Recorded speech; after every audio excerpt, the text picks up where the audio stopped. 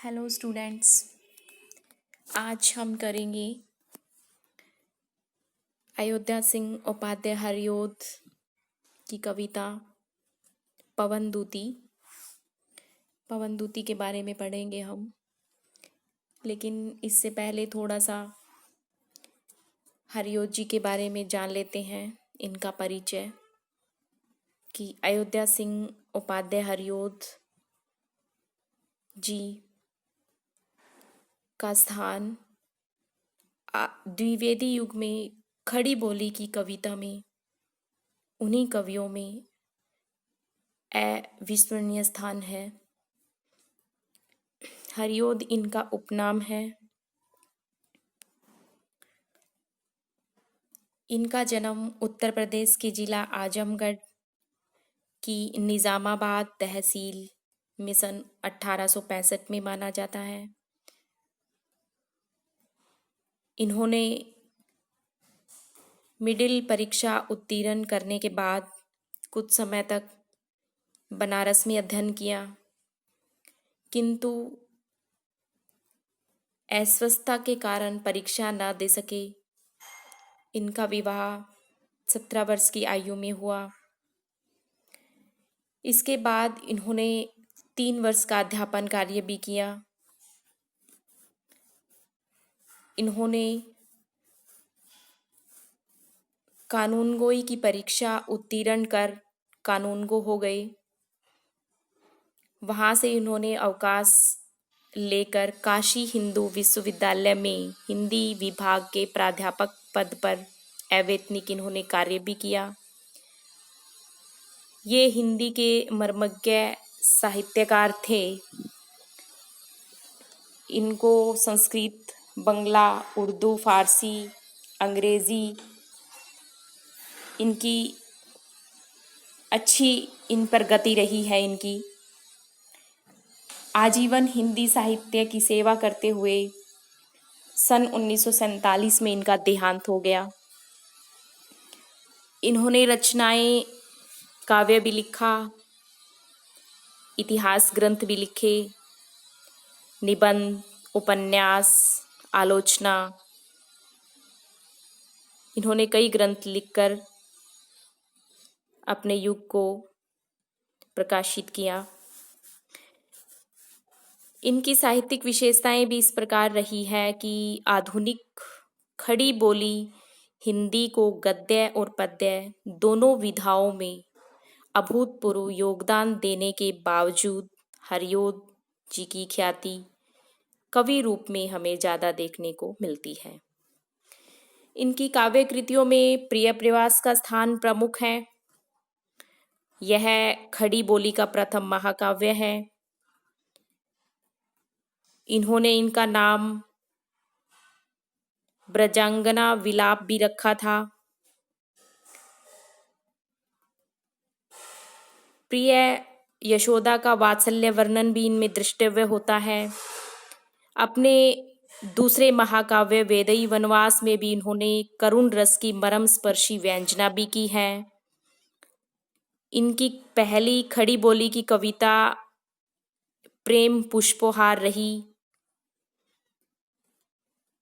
जो सन 1904 ईस्वी में प्रकाशित हुई। हरिऔध जी के काव्य में हमें क्या मिलता है? विविध विषयों को स्थान दिया जाता है, जिसमें भक्ति भी, नीति भी और प्रकृति मुख्य है। इनकी दृष्टि एक ओर तो दार्शनिक विचारों के सरल प्रतिपादन की ओर रही, दूसरी ओर इन्होंने नवयुग की मनोवैज्ञानिक तर्क दृष्टि के अनुरूप अंधविश्वासों, अविश्वसनीय पौराणिक सामग्री के बहिष्कार की प्रवृत्ति इन्होंने अपनाई। भक्तिकाल के अतिरिक्त उन्होंने नीति काव्य की भी आग्रहपूर्वक रचना की है। इनकी अन्य रचना जैसे चुबदे चोपदे में सांसारिक नीति की सूक्तियाँ के बारे में व्यंग्यात्मक उक्तियाँ, मुहावरों के माध्यम से सफलतापूर्वक प्रस्तुति हुई है। हरिऔध के काव्य में एक अन्य विशेषता भी हमें देखने को मिलती है, प्रकृति चित्रण। प्रकृति संबंधी स्वतंत्र कविताओं के अतिरिक्त उन्होंने अपने प्रबंध काव्यों में भी प्रकृति चित्रण की ओर ध्यान दिया है। उनका प्रकृति चित्रण वर्णन की सूक्ष्मता के स्थान पर विवरण शैली की प्रमुखता को है। जैसे उदाहरण के रूप में बताते हैं कि जो उनका प्रिय प्रवास महाकाव्य उसमें बताया है कि दिवस का अवसान समीप था, गगन था कुछ लोहित हो चला, तरु सीखा पर थी अब राजती, कमलिनी कुल वल्लभ की प्रभा। हिंदी साहित्य की स्मृति में इनके योगदान को देखते हुए इन्हें साहित्य समाज में न केवल कवि सम्राट की उपाधि अपितु नागरी प्रचारिणी सभा ने इन पर अभिनंदन ग्रंथ भी प्रकाशित किया है। इनका जो महाकाव्य है प्रिय प्रवास, उस पर इनको मंगला प्रसाद पारितोषिक भी प्राप्त हुआ है। अगर हरिओत जी की भाषा शैली पर थोड़ी सी दृष्टि डालें तो इनकी भाषा ब्रज भाषा और खड़ी बोली दोनों में इन्होंने काव्य रचना की है। कुछ रचनाएं जैसे रस कलश उनकी ब्रज भाषा की प्रसिद्ध रचना मानी जाती हैं। काव्य क्षेत्र में वे खड़ी बोली के संस्थापक कवियों में भी माने जाते हैं। उनकी भाषा है वो प्रसाद गुणमयी सरल है, लेकिन कहीं कहीं पर हमें देखने को मिलता है कि संस्कृत के तत्सम शब्दों की अधिकता भी लक्षित होती है। अलंकारों के स्वाभाविक प्रयोग के प्रति भी वे जागरूक रहे। छंद शास्त्र के पंडित होने के कारण उन्होंने वर्णिक और मात्रिक दोनों प्रकार के छंदों का प्रयोग किया है। वर्णिक छंदों की दृष्टि से तो प्रिय प्रवास उनकी सफलतम रचना मानी जाती है। निश्चय ये खड़ी बोली को काव्यों उपयुक्त बनाने वालों में उनका स्थान अग्रगण्य है। तो ये हमने थोड़ा सा जाना अयोध्या सिंह उपाध्याय हरिओत का परिचय। अब हम उनकी कविता शुरू करते हैं जो हमारे सिलेबस में दी हुई है, पवन दूती। पवन दूती में उन्होंने क्या बताया है? पवन दूती उनकी रचना जो है वो खड़ी बोली का जो प्रथम महाकाव्य प्रिय प्रवास, उसमें से एक छोटा सा प्रसंग पवन दूती है। इसमें उन्होंने भगवान श्री कृष्ण के विरह में व्याकुल राधा पवन को अपनी दूती बनाकर उनके द्वारा अपना प्रेम संदेश श्री कृष्ण के पास भेजती है। तो आइए हम शुरू करते हैं पवन दूती। नाना चिंता सहित दिन को राधिका थी बिताती, आंखों को थी सजल रखती, उन्मना थी दिखाती, शोभा वाले जलद वपु की हो रही चातकी थी, उत्कंठा थी परम प्रबला, वेदना वर्दिता थी। यानी नाना चिंता सहित, नाना चिंता यानी विभिन्न प्रकार की चिंताओं के साथ राधिका थी बिताती, यानी राधिका अपने दिन को कैसे व्यतीत करती, विभिन्न चिंताओं में आकुल रहकर वो अपने दिन को व्यतीत करती थी। आंखों को थी सैजल रखती, सैजल यानी जल से युक्त, उसकी आंखें हमेशा पानी से भीगी ही रहती, यानी उनमें सदा ही आंसू बहते रहते थे। उन्मना थी दिखाती, उन्मना और वो उदासी रहती, यानी उसकी आंखें सदा आंसुओं से भरी रहती और वे हमेशा ही उदास रहती थी। शोभा वाले जलद वपु, जलद वपु यानी बादल रूपी शरीर वाले श्री कृष्ण की हो रही चातकी थी, यानी बादल के समान सुंदर शरीर वाले श्री कृष्ण की वो चातकी बनी हुई थी। जिस प्रकार क्या है, चातक पक्षी नक्षत्र की बूंदों के लिए तरसता रहता है, उसी प्रकार वो भी श्री कृष्ण की चातकी बनी हुई थी। उत्कंठा थी परम प्रबला, उत्कंठा यानी उसकी तीव्र इच्छा थी, प्रबला तीव्र वेदना यानी पीड़ा, वर्धिता यानी बढ़ी, यानी उसके हृदय में विरह जनित जो वेदना थी वो बहुत ज़्यादा बढ़ी हुई थी। वे तीव्र इच्छा के साथ श्री कृष्ण के आने की और उसे मिलने की प्रतीक्षा वो कर रही थी। आगे आप विशेष में लिखोगे कि कवि ने राधा की जो मनोव्यथा है, मन की दशा है, उसका सजीव चित्रण किया है। भाषा कैसी है? सहज और सरल, मार्मिक और खड़ी बोली का प्रयोग हुआ है। प्रसाद और माधुर्य गुणों का प्रयोग है। अनुप्रास रूपक अलंकारों का भी प्रयोग हुआ है। उसके बाद है बैठी खिन्ना यक दिवस वे, गेह में थी अकेली। गेह होता है घर। आगे आंसू दृग युगल में थे धरा को भिगोते, आई धीरे इस सदन में पुष्प सदगंध को ले, प्रातः वाली सुपवन इसी काल वातायनों से। तो सबसे पहले आप प्रसंग जैसे लिखते हो आप कि प्रस्तुत पद्यांश या प्रस्तुत पंक्तियां हमारी हिंदी की पाठ्य पुस्तक आधुनिक हिंदी कविता में संकलित कविता का नाम पवन दूती से लिया गया है। इसके रचयिता कौन है? श्री अयोध्या सिंह उपाध्याय हरिओत जी। आप छोटा नाम भी लिख सकते हो, हरिओत जी हैं। और इन्होंने अपने महाकाव्य जो प्रिय प्रवास है उसमें से एक प्रसंग लिया है और इसमें वो क्या बताते हैं कि कृष्ण के विरह में व्याकुल राधा की जो व्यथा स्थिति है उसका वर्णन करने के साथ साथ पवन को दूती बनाकर राधा का संदेश श्री कृष्ण तक पहुंचाने का आग्रह उन्होंने किया है। तो आगे व्याख्या में हम करेंगे कि बैठी खिन्ना, खिन्ना यानी उदास, यक दिवस एक दिन, वे गेह में यानी घर में, यानी एक दिन राधा जी उदास भाव से अपने घर में अकेली बैठी हुई थी। आग के आंसू दृग युगल में थे धरा को भिगोते, यानी दोनों आंखों से आंसू निकल निकल कर धरती को भिगो रहे थे। आई धीरे इस सदन में पुष्प सदगंध को ले, और धीरे से क्या आई? प्रातः वाली सुपवन, यानी प्रातः काल जो चलने वाली हवा है वो अपने साथ फूलों की खुशबू लेकर झरोकों से होते हुए धीरे से उसके घर में यानी उसके भवन में प्रवेश कर जाती है।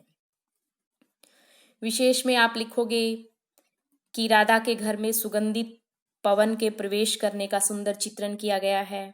भाषा सहज और मार्मिक, साहित्यिक खड़ी बोली का प्रयोग है। दृश्य बिंब का भी प्रयोग हुआ है। वर्णात्मक शैली का प्रयोग हुआ है। आगे आप करोगे आके पूरा सदन उसने। आके किसके लिए कहा गया है? जो प्रातः वाली पवन है उसके लिए कहा गया है कि प्रातः वाली पवन आई है। आके पूरा सदन उसने शोर भीला बनाया, चाहा सारा कलुष तन का राधिका के मिटाया। जो बूंदे सैजल दृग के पक्ष में विद्यमाना, धीरे धीरे क्षिति पर उन्हें सौम्यता से गिराया। सदन यानी घर, शोर भीला यानी सुगंधित, कलुष यानी कष्ट, सैजल जल से युक्त, दृग नेत्र चक्षु इनके लिए कहा गया है, सौम्यता यानी कोमलता के साथ। तो वैसे ही आप प्रसंग लिखोगे। प्रस्तुत पंक्तियां हमारी हिंदी की पाठ्य पुस्तक आधुनिक हिंदी कविता में से पवन दूती से। इसके रचयिता हरिओत जी हैं और इस प्रसंग में उन्होंने क्या बताया है? राधा की व्यथा का वर्णन, पवन को दूती बनाकर राधा का संदेश श्री कृष्ण तक पहुंचाने का आग्रह किया है। आगे व्याख्या लिखोगे आप कि इन पंक्तियों में कवि ने कहा है कि आके पूरा सदन उसने शोर भीला बनाया, यानी हवा ने आकर राधा के घर को पूरी तरह से सुगंधी से भर दिया। चाहा सारा कलुष तन का राधिका के मिटाया, और उसने और क्या किया? राधा के शरीर के जो सारे कष्ट थे उसको भी दूर कर दिए, सारे कष्टों को समाप्त कर दिया। जो बूंदे सैजल दृग के पक्ष में विद्यमाना, धीरे धीरे शीति पर यानी उसने क्या किया, हवा ने राधा की आंखों की पलकों में जो पानी की बूंदें थी, हवा ने आकर उसको क्या किया, बैरोनियों में विद्यमान उस पानी की बूंदों को बड़े आराम के साथ धरती पर उन्हें गिरा दिया। आगे विशेष लिखोगे कि कवि ने शीतल हवा के झोंके का और राधा के प्रति स्नेह अभिव्यक्त किया है। तत्सम और तद्भव शब्दावली का प्रयोग हुआ है। अनुप्रास, मानवीकरण और पुनरुक्ति प्रकाश अलंकारों का भी प्रयोग है। वर्णात्मक शैली का प्रयोग हुआ है। आगे है, श्री राधा को यह पवन की प्यार वाली क्रियाएं थोड़ी सी भी न सुखद हुई, हो गई वैरिणी सी यानी शत्रु की भांति प्रतीत हो रही थी।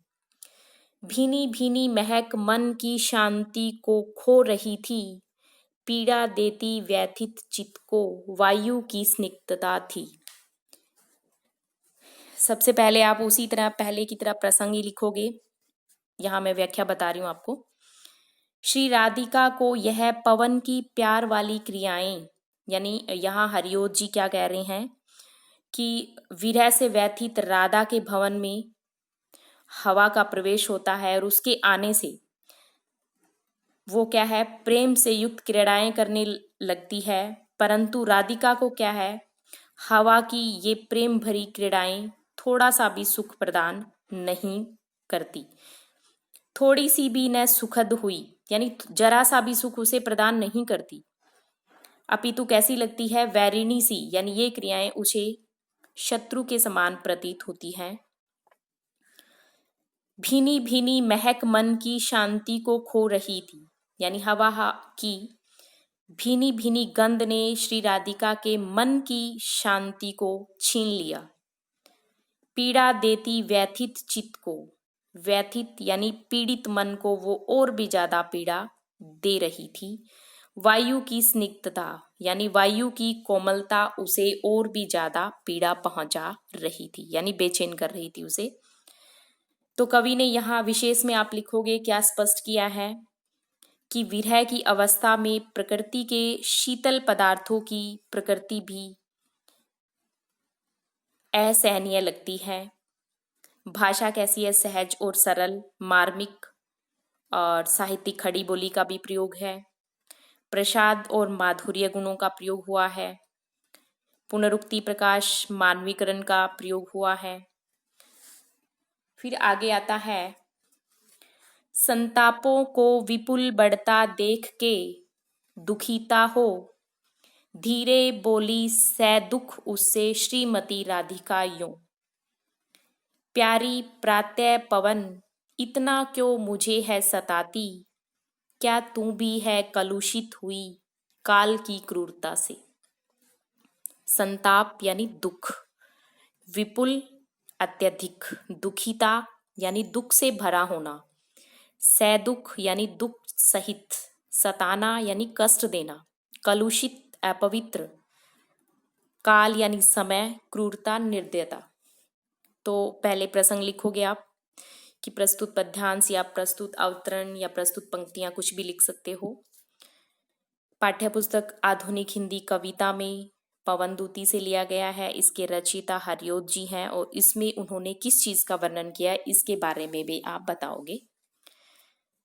व्याख्या में लिखोगे आप कि कवि हरिओत जी क्या कह रहे हैं कि हवा की शीतलता स्निग्धता से अपने दुखों को बहुत अधिक बढ़ता देखकर श्री राधिका जी अत्यंत दुखी और दुख सहित धीरे से हवा को क्या कहती हैं कि हे प्यारी पवन, तू प्रातःकाल के समय ही मेरे पास आकर मुझे इतना अधिक कष्ट क्यों दे रही है।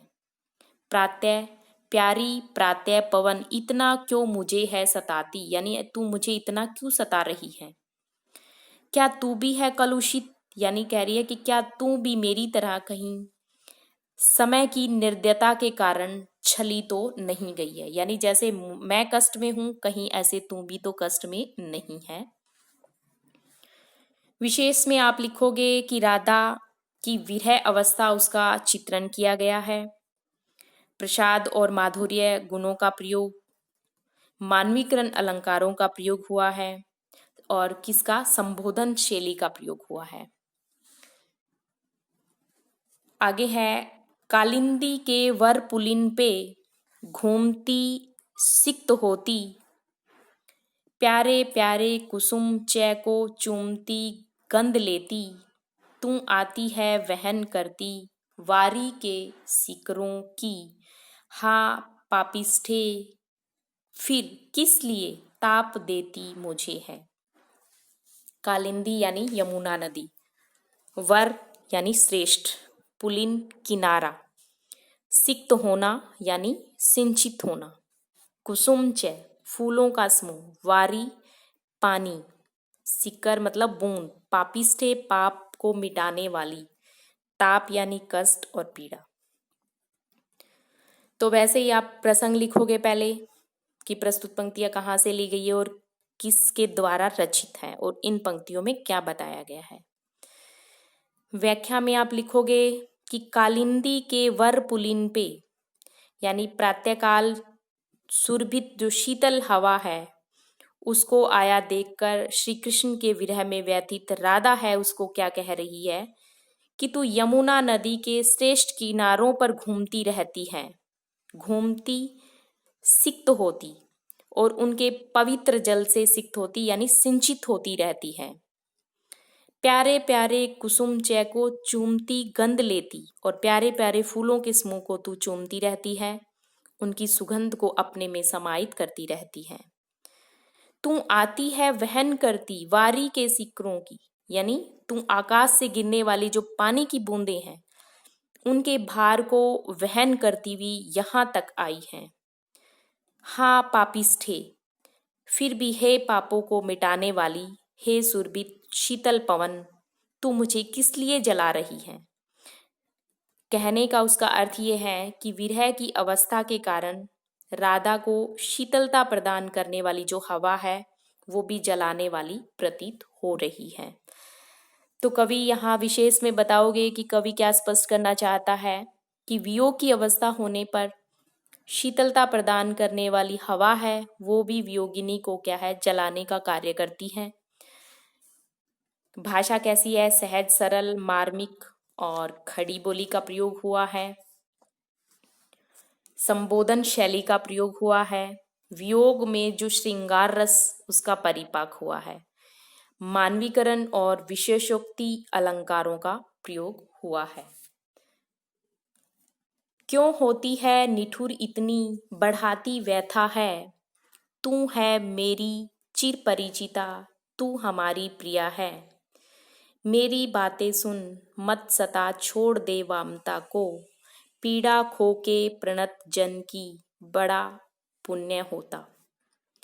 निठुर यानी निर्दयी, व्यथा यानी पीड़ा, चिर परिचिता का मतलब है सदा से जो जाना पहचाना है उसके लिए कहा गया है चिर परिचिता, प्रिया यानी प्यारी, वामता यानी प्रतिकूलता, प्रणत जन यानी दीन व्यक्ति उसके लिए कहा गया है, और पुण्य यानी पवित्र।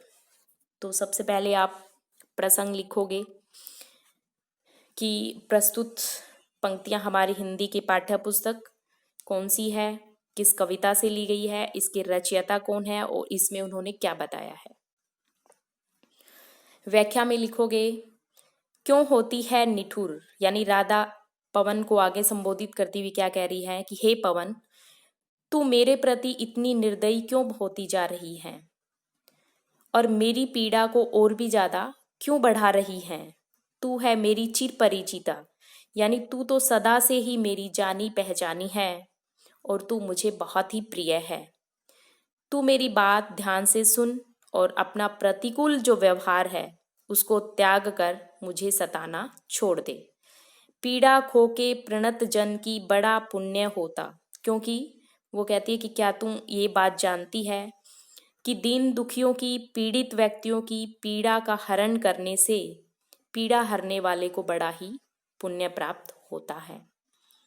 आगे आप विशेष में लिखोगे कि राधा हवा को अपना दुख दर्द सुनाकर उसके माध्यम से अपनी पीड़ा का निवारण करवाना चाहती है। भाषा सहज और सरल, खड़ी बोली, अनुप्रास मानवीकरण अलंकारों का प्रयोग, संबोधन शैली का प्रयोग हुआ है, प्रसाद और माधुर्य गुणों का प्रयोग भी हुआ है। मेरे प्यारे नव जलद से, कंज से नेत्र वाले, जाके आए न मधुवन से, ओ न भेजा संदेशा। मैं रो रो के प्रिय विरह से बावली हो रही हूँ, जाके मेरी सब दुख कथा शाम को तू सुना दे। यानी प्यारे प्यारे प्रिय के लिए कहा गया है। नव नाग, जलद यानी बादल के लिए, कंच कमल जैसे नेत्रों वाले उनके लिए कहा गया है, मधुवन मथुरा के लिए, बावली यानी पागल, और श्याम यानी श्री कृष्ण के लिए कहा गया है। तो आप प्रसंग वैसे ही लिखोगे जैसे मैंने पहले बताया है। व्याख्या आप करोगे कि मेरे प्यारे नव जलद से, राधा हवा को श्री कृष्ण तक अपना प्रेम संदेश पहुंचाने का आग्रह करती हुई क्या कह रही है कि हे पवन, श्री कृष्ण जो मुझे नए बादल की भांति बहुत ज्यादा प्रिय हैं, जो कमल के समान, कंज से नेत्र वाले, कमल के समान सुंदर आंखों वाले हैं, जाके आए न मधुवन से, यानी वे जब से मथुरा गए हैं वहां से लौटकर वे आए ही नहीं, और न भेजा संदेशा, और किसी प्रकार का कोई संदेश भी उन्होंने मुझे नहीं भेजा। मैं रो रो के प्रिय विरह से बावली हो रही हूँ, यानी प्रिय के विरह में मैं रो रो कर दुख से पागल हो रही हूँ। मेरी तुझसे, हवा से वो कह रही है कि यही विनती है कि तू उनके पास जाकर मेरी इस दुख भरी कथा को उनके सामने सुना दे। तो विशेष में आप लिखोगे कि राधा हवा को दूत बनाकर अपना संदेश अपने प्रिय के पास पहुंचाना चाहती हैं। संबोधन शैली का भी प्रयोग हुआ है, भाषा साहित्यिक खड़ी बोली का प्रयोग है, प्रसाद और माधुर्य गुणों का प्रयोग किया गया है। आगे देखिए, जो ऐसा तू नहीं कर सके तो क्रिया चातुरी से, जाके रोने विकल बनने आदि ही को दिखा दे, चाहे ला दे प्रिय निकट से वस्तु कोई अनूठी। हाँ हाँ मैं हूँ मृतक बनती, प्राण मेरा बचा दे। तो आगे राधिका क्या कहती है, क्रिया का मतलब कार्य, चातुरी यानी चतुराई के साथ, विकल यानी बेचैन, निकट यानी समीप, अनूठी यानी विचित्र, मृतक यानी मरी हुई, प्राण जीवन। शब्दार्थ साथ साथ में बताए जा रहे हैं आपको। प्रसंग भी आप वैसे ही लिखोगे कि प्रस्तुत पंक्तियां हमारी हिंदी की पाठ्य पुस्तक आधुनिक हिंदी कविता में संकलित कविता पवनदूती से ली गई है। इसके रचयिता हरिओत जी हैं और ये प्रसंग उन्होंने अपने महाकाव्य प्रिय प्रवास से लिया है। और इन पंक्तियों में उन्होंने क्या बताया है, व्याख्या में लिखोगे, इन पंक्तियों में राधा पवन को दूती बनाकर क्या कह रही है कि यदि तुम अपने क्रिया व्यापार की चतुराई से श्री कृष्ण को मेरी दुख भरी कथा नहीं सुना सकती तो क्या कर, जाकर श्री कृष्ण को मेरा रोना और मेरी व्याकुलता आदि अवस्था को ही तुम क्या कर, दिखा दे। जाके रोने विकल बनने यानी मेरी व्याकुलता को भी उनके सामने प्रस्तुत कर दे। चाहे ला दे प्रिय निकट से वस्तु कोई अनूठी, या क्या कर, तू ऐसा कर श्री कृष्ण के पास से प्रेम की कोई निशानी के तौर पर कोई विचित्र वस्तु मुझे ला कर दे दे। राधा की आगे वो क्या कह रही है कि हाँ हाँ मैं हूँ मृतक बनती, कि मैं श्री कृष्ण के वियोग में क्या है, मरी जा रही हूँ, प्राण मेरा बचा दे, कि हे पवन तू श्री कृष्ण को मेरी व्यथा मेरी पीड़ा को सुनाकर मेरे प्राणों की रक्षा कर सकती है। विशेष में आप लिखोगे कि राधा की विरह अवस्था का मार्मिक अंकन हुआ है, पुनरुक्ति प्रकाश अलंकारों का प्रयोग हुआ है, संबोधन शैली का प्रयोग हुआ है, वियोग श्रृंगार रस का परिपाक हुआ है और भाषा साहित्यिक खड़ी बोली है। तू जाती है सकल थल को वेग वाली बड़ी है, तू है सीधी तरल हृदया ताप उन्मुलती है, मैं हूँ जी में बहुत रखती वायु तेरा भरोसा, जैसे हो ए भगिनी बिगड़ी बात मेरी बना दे। शकल यानी समस्त, थल भूमि के लिए कहा गया है, वेग वाली यानी तीव्र गति वाली, तरल हृदय यानी नम्र हृदय वाली, ताप यानी जलन गर्मी, उन्मूलना यानी नष्ट करना, भरोसा यानी विश्वास, भगिनी यानी बहन। तो प्रसंग आप वैसे ही लिखोगे जैसे पहले बताया गया है। व्याख्या में बता रही हूँ आपको कि राधा यहाँ हवा को श्री कृष्ण तक अपना प्रेम का संदेश पहुंचाने का आग्रह करती है और कहती है कि तेरी गति कैसी है, बड़ी तीव्र है और तू समस्त धरती पर विचरण करती है, यानी तेरे लिए कोई ऐसी जगह नहीं है जहां तू नहीं जा सकती। तू बड़ी ही सीधी और कोमल हृदय वाली भी है, सीधी और कोमल हृदय वाली, और तू क्या है, सबके तापों का भी उन्मूलन करने वाली, यानी सबके कष्ट ताप है उसको दूर करने वाली है। मैं हूं जी में बहुत रखती वायु तेरा भरोसा, यानी वो राधा क्या कह रही है कि मैं अपने हृदय में तेरा बड़ा विश्वास रखती हूँ कि हे बहन, जैसे भी संभव हो तू श्री कृष्ण के पास जाकर मेरा प्रेम संदेश उन्हें सुना दे और मेरी बिगड़ी हुई बात को क्या है बना दे, यानी उनसे मुझे मिला दे। आगे विशेष में आप लिखोगे कि राधा ने मनोविज्ञान के अनुकूल अपना काम निकलवाने के लिए हवा की बहुत प्रशंसा की है। अनुप्रास अलंकार का प्रयोग हुआ है, संबोधन शैली का भी, वियोग श्रृंगार रस का परिपाक और साहित्यिक खड़ी बोली का प्रयोग हुआ है। कालिंदी के तट पर घने रम्य उद्यान वाला, ऊंचे ऊंचे धवल गृह की पंक्तियां से प्रशोभित, जो है प्यारा नगर मथुरा, प्राण प्यारा वही है, मेरा सूना सदन तज के तू वहां शीघ्र ही जा। कालिंदी यानी यमुना नदी, तट यानी किनारा, रम्य यानी मन को रमाने की क्षमता रखने वाला यानी आकर्षक, धवल कहा है सफेद के लिए, प्रशोभी यानी शोभा, न्यारा यानी अलग, सदन यानी घर, तज, तज का मतलब होता है त्यागना, शीघ्र यानी जल्दी। तो प्रसंग वैसे ही जैसे पहले वाले पद्यांशों में आपने लिखा है, व्याख्या बता रही हूँ यहाँ पर आपको मैं। इन पंक्तियों में राधा दूती पवन को संबोधित करती हुई या समझाती हुई क्या कह रही है कि कालिंदी के तट पर, कि यमुना नदी के किनारे पर मन को रमाने वाले घने उद्यानों से युक्त क्या है, ऊंचे ऊंचे धवल गृह की, यानी ऊंचे ऊंचे उज्जवल घरों की पंक्तियों से सुशोभित देश भर में जो एक अलग ही नगर है जिसका नाम क्या है, मथुरा,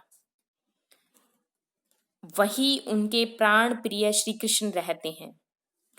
जो है न्यारा नगर मथुरा, यानी जो सबसे मथुरा है वो सबसे अलग है और मेरा प्राण प्यारा वहीं पर रहता है।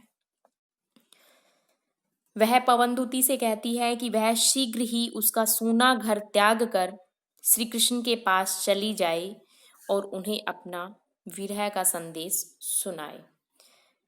आगे आप विशेष में लिखोगे कि राधा ने विरह व्यथा, उसका अत्यंत मार्मिक ढंग से राधा की विरह व्यथा का वर्णन हुआ है। भाषा सहज और सरल, माधुर्य गुण का प्रयोग हुआ है, संबोधन शैली का प्रयोग हुआ है और वियोग श्रृंगार रस का परिपाक हुआ है। तो प्यारे बच्चों, आज हमने किया पवनदूती के बारे में। आज हम इतना ही, आगे का भाग हम अगले वीडियो या अगले लेक्चर में करेंगे। तो थोड़ा सा परिचय हरियोत जी के बारे में और उनकी पवन दूती कविता के बारे में पढ़ा। धन्यवाद।